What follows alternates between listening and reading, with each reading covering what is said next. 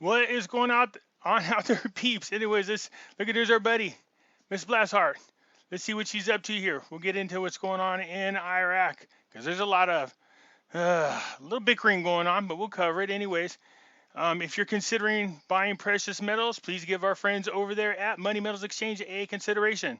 The link is in the description. If you're a first-time buyer and you buy more than $100 worth of precious metals, use promo code Pimpy, P-I-M-P-Y, and you will get a free half ounce of silver.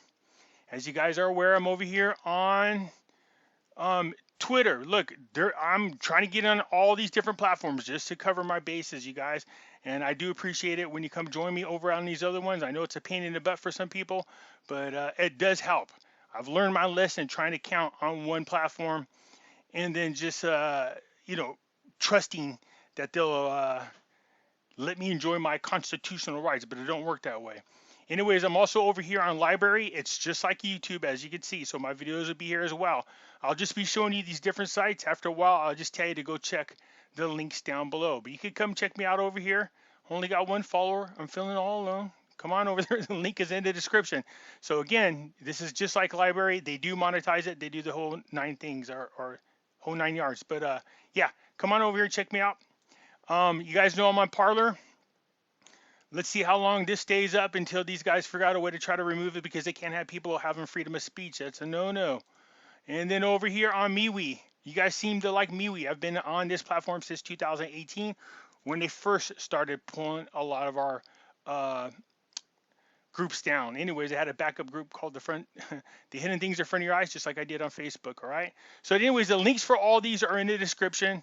So feel free to come join me on any of these. I do appreciate it when you guys do and support the channel because it means a lot to me, all right? Especially with all our crap that's going on.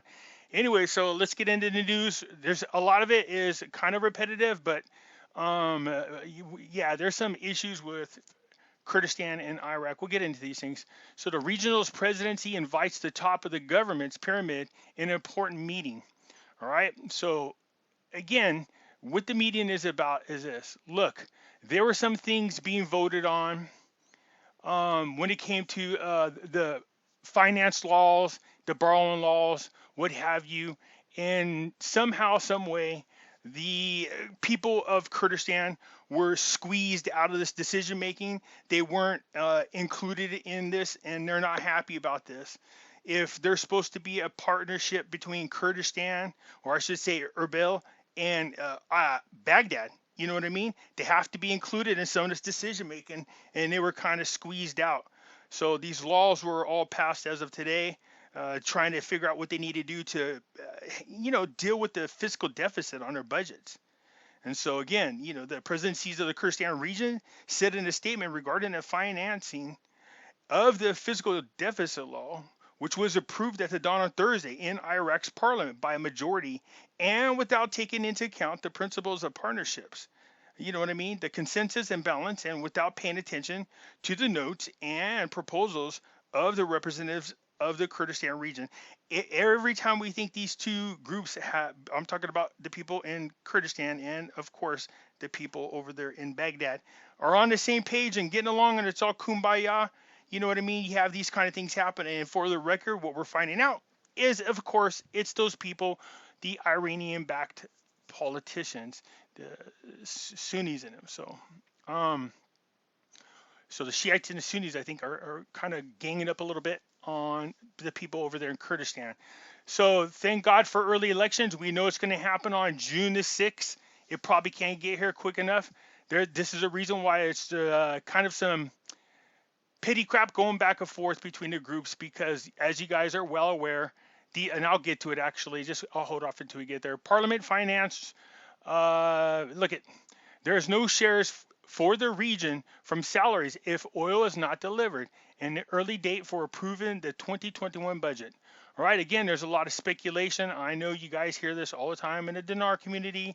There are specific YouTubers who are trying to convince you, once again, kicking the goalpost down the line, that the rate changes in the 2021 budget. We know that the reform papers or the white papers talk about the study of, and they were discussing dealing with the exchange rate change, but there was nothing set in stone. They're just talking about it. Now, are we anticipating a rate change? Yes.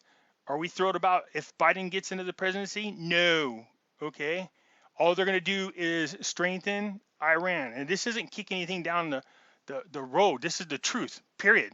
I mean, again, he would just be continuing Obama's agenda, and there was no peace in the Middle East. You will see the rise of groups like ISIS all over again. You're going to see other groups fighting all over again. Iran was a number one state sponsored terrorist country. You can expect them to go right back up. They're already asking Biden for reparations for what Trump did. This is all BS, but hey, you people went out there and you voted, and some of you out there wanted Biden in office, so congratulations.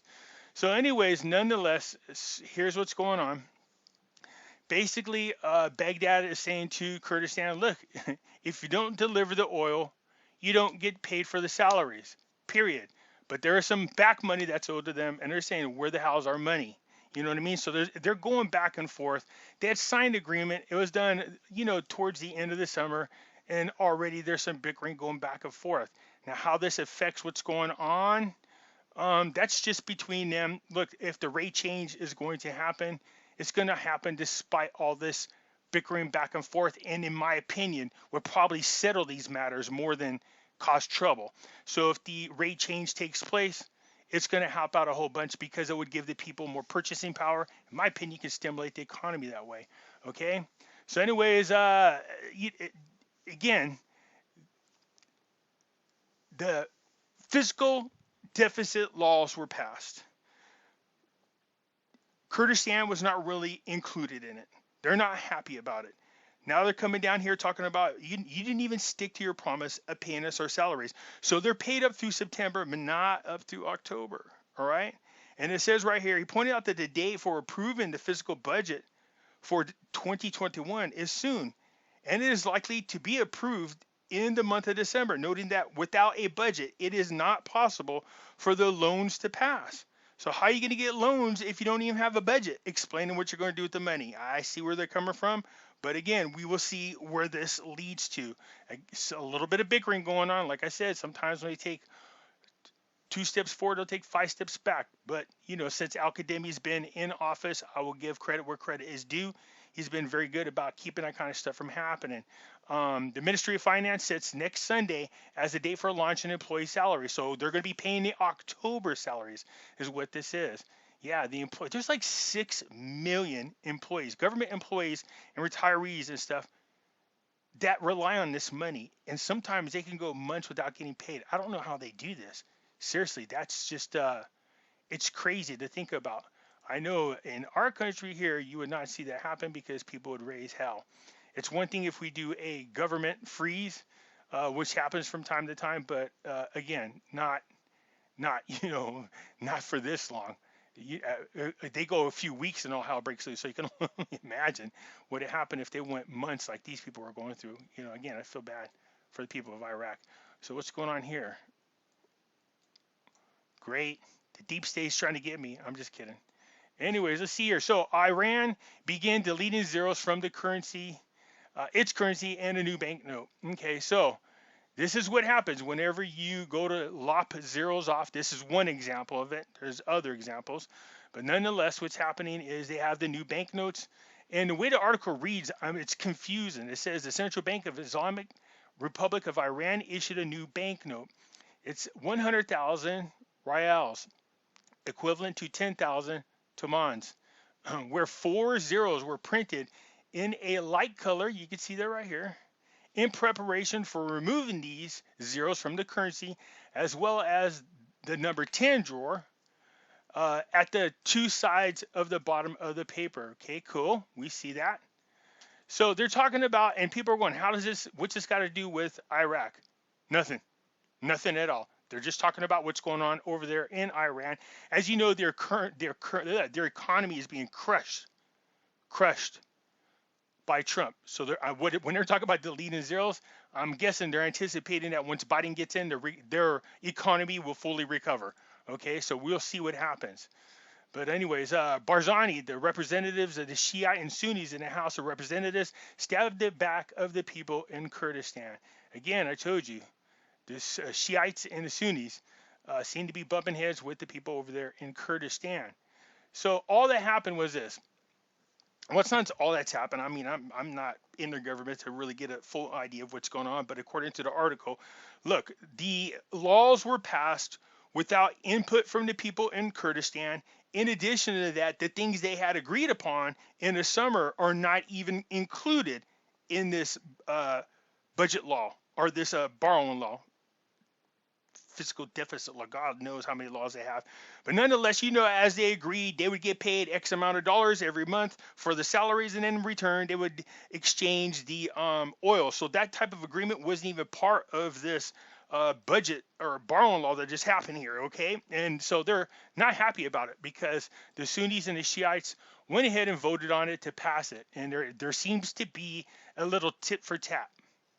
So the Sunnis and the Shiites are pissed that the people in Erbil made an agreement, and then with the voting law, reduced their power because they're reducing the number of the blocks and representatives and the controls that they have within Parliament.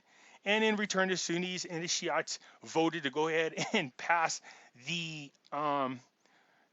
law, borrowing law, without any input from the Kurdistan people. So they're going back and forth is what this is. And yeah, again, I'm looking forward to early elections. The sooner we get out, well, sheesh, now you can't even get excited about that. Again, the early elections are in June. So we're going to do all we can to make sure that these elections are not rigged. But if Biden gets in there, if anybody knows perfect on how to deal with the rigged election, and if their goal, again, is to turn over the Middle East, which it is, to Iran, then you can't even feel confident in their election that's going to happen in June. Man, I don't like the way everything is panning out. But again, this is just my opinion. I'm just speculating. I could be wrong all the way around. But we want to watch that. And so it's going to happen in June. It's supposed to be a free, open, and honest election. But now that Biden is supposedly being voted in as president, you're seeing people like Germany and France and them, all part of the same globalist agenda, all thrilled to death, already making plans. And remember, France had come out to meet with Iraq. China had come out to meet with Iraq. These are all the people that are not too thrilled about a Trump presidency. So we'll see what happens. But nonetheless, they seem to be going back and forth tit for tat. We're hoping in June that all those Iranian-backed politicians are voted out of office. We will see the results. We'll see what happens. Finance hints at launching the salaries in October. We know this. They're already going to be launched and paid out coming up here in a few days. World Bank expects Iraq's GDP to contract by 9.5%. Of course. I mean, if you put your country on lockdown, which, by the way, congratulations, Biden has given us, when that he gets in office, he wants an 8-month lockdown, mask mandate, and you can go to jail if you don't agree. Yep, that's what they're going to do. So congratulations, 8 months in lockdown. So much for the great recovery we had, and so much for them announcing that we have a cure coming up. Because what Biden said he's going to do is go ahead and give the cure out to the world first, and America would get it last. He's trying to crush this economy. You thought I was lying about it. Now you're going to find out. Anyways, the World Bank, hey, look, there's going to be a contraction of 9.5% during the 2020. That makes sense. The Iraq's government's revenues decreased by 47% in the first 8 months. Of course, there was an oil war. There was a change in at the prime minister level. We had the Rona to deal with. So, you had all these things piled on top of poor Iraq. And of course, you're going to see a 9.5% reduction. Okay. But what I do like down here, and it goes on to explain, we already know why it contracted. Let's be real. But it goes on down here to say, and the World Bank's talking about this, hey, look, if the reforms stipulated in the government white papers are implemented, they will promote job creation, especially in the private sector, and economic growth, which are two prerequisites for improving the livelihoods of Iraqis.